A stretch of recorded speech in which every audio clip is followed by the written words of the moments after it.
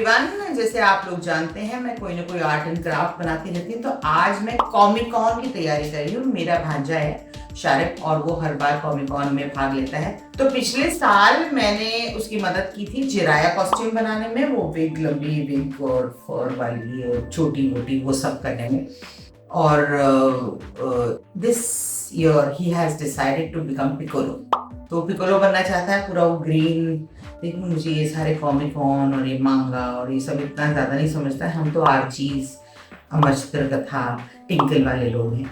लेकिन हाँ, नागराज कॉमिक्स भी थी उसमें। बट ये आजकल बहुत ही रेंज है बच्चों में। तो पिकोलो का एक शोल्डर पैड होता है, वो ब्रॉड शोल्डर पैड, और उस पर एक वाइट केप होता है। उसके लिए हमने ले ली EVA शीट, और ये मैं पहली मर्तबा बना रही हूँ, so I don't know how is going to turn out. तो मैं भी कमेंट्री बंद करके सिर्फ आपको प्रोसेस बताऊंगी और वीडियोस में बताऊंगी कि क्या क्या किया, क्योंकि नहीं तो बहुत लंबा वीडियो बन जाएगा। So let's start. स्टार्ट किया हमने केप की। हमारी जो रिक्वायरमेंट है हमारी है EVA फोम्स, और हॉट ग्लू गन चाहिए हमें, कपड़े के 3 पीसेस चाहिए, सफ़ेद धागा और सुई चाहिए। बहुत सारी चीज़ों की ज़रूरत नहीं है अगर आपने नोटिस किया तो। और ये जो कपड़े के पीसेस है वो 2 मीटर 3 मीटर लंबे समझो होना चाहिए। अब मैंने ये जिसका शोल्डर जिस हिसाब से उतना लंबा हमें केप का शोल्डर पैड बनाना है। शारिब काफ़ी लंबा ऊंचा लड़का है, इसलिए हमें काफ़ी बड़ी शीट ली। वैसे अगर आप 1 मीटर की शीट भी लेंगे तो वो इनफ हो जाती है। और इसको मैंने पहले तो ऐसे रेक्टेंगल काट लिया है अच्छे से। उसके बाद चारों कोने पे सेंटर पॉइंट्स लेके मैंने एक बर्फी का आकार जैसा दे दिया है। सो वो मिलने से हमें सेंटर पॉइंट्स भी मिल जाते हैं और हमें शोल्डर पैड्स के लिए एक आइडिया भी मिल जाती है। फिर सेंटर का एक सर्कल काट लिया है। मैंने एक राउंडर का इस्तेमाल नहीं किया क्योंकि उस वक्त मुझे राउंडर मिल नहीं रहा था, पर मैंने अपने हाथ से फ्री हैंड करके काट दिया। अब इस बर्फी का आकार जो बनाया हुआ था उसको मैंने उसी शेप में काटा। उसके बाद उसके एजेस जो है राउंडेड कर दिए। सो हमें वो शोल्डर पैड का शेप पूरा जो है अच्छे से मिल गया। ज़्यादा मेहनत नहीं करनी पड़ी। एक्चुअली अगर लॉजिक यूज़ करो तो फिर फॉर्मूलाज यूज़ करने की ज़रूरत नहीं पड़ती। और मैं क्योंकि मैथ में बहुत अच्छी नहीं थी तो मैं लॉजिक ही ज़्यादा यूज़ करती हूँ, कारीगरों के स्टाइल से करती हूँ। तो हमने ये शेप काट लिया है क्योंकि हमने फोम बोर्ड ऐसे मोड़ के ही रखा था। और आप क्या कर सकते हैं, ऐसे मोड़ के इसको एक मोटी क्लिप से रख सकते हैं, बाद में भी, बनाने के बाद में भी। तो ये मुड़ा रहेगा, वरना हीट गन या कुछ खरीदनी पड़ेगी आपको सिर्फ ये शेप देने के लिए। लेकिन अगर आप मोड़ दें और तो मोटी क्लिप्स लगा के ऐसे रख दें तो ये मुड़ा ही रहेगा। यूं तो ये सही हो गया है और अच्छे से कट गया है, लेकिन क्योंकि नाक के साइड से ये अंदर जाएगा और ये ऐसे थोड़ा सा घिस रहा है, तो मैं यहाँ पे और राउंडिश शेप दे दूंगी ताकि नाक से अच्छे से जाए अंदर।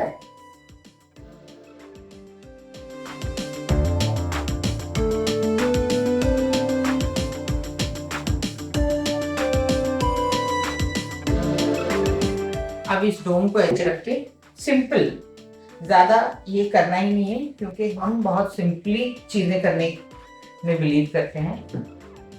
तो हम इस कपड़े का सेंटर लेके शुरू कर लेंगे, इसको इस पे लपेट, बस और कुछ नहीं करना है। सेंटर लिया आपने, सेंटर लेके इसको यहाँ पे एजेस पे स्टिक करूंगी और गोल गोल घुमाती हूँ।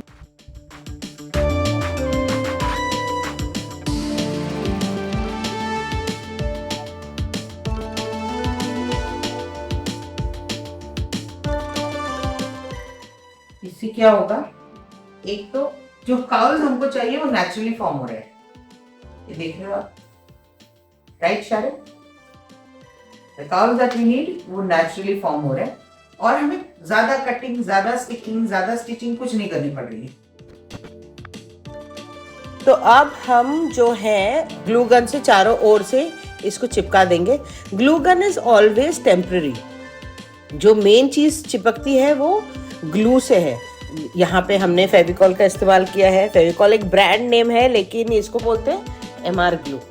तो इसको चिपका देते। जब हम चिपका देते अपने आप ये झुर्रियाँ आ जाती है। और अब हम करेंगे सुई धागे का इस्तेमाल, मम्मियों का तरीका, बिल्कुल मोटा सा धागा लिया क्रोशे वाला और हर तरफ से इसको टांके लगा दिए ताकि आप लटको अटको झटको कुछ भी करो ये निकलेगा नहीं।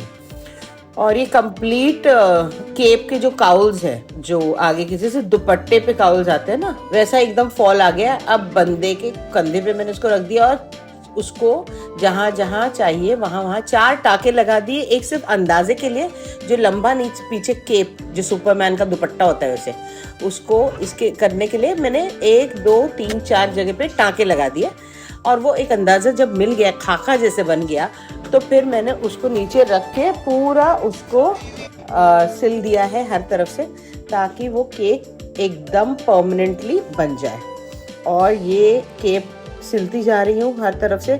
आप ध्यान देना अपने हाथों का, क्योंकि पॉइंटेड होती हैं सुइयाँ। मैंने बड़ी वाली सुई इस्तेमाल की है, बिल्कुल जैसे जिससे गद्दे सिलते हैं। बीच बीच में जो जीनी अलादीन का घूम रहा है वो पिकोलो के कॉस्ट्यूम में शारिब घूम रहा है। अभी भी मुझे याद नहीं होते ये सारे कैरेक्टर्स, पीछे से खुद ही प्रॉम्प्ट कर रहा है मुझे, पिकोलो पिकोलो कर रहा है।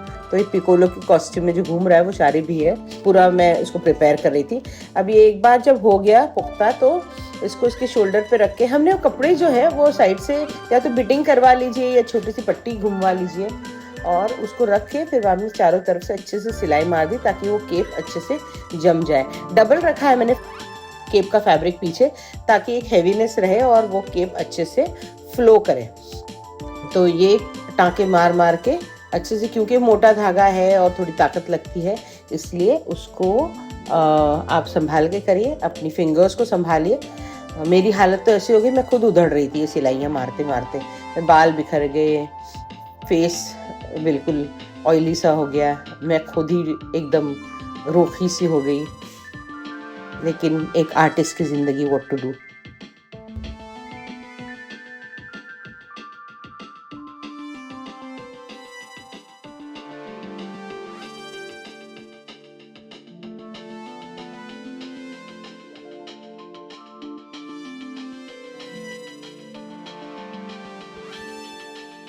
और ये है फाइनल लुक, ये देखिए। जाके फोटोज खींचे हैं।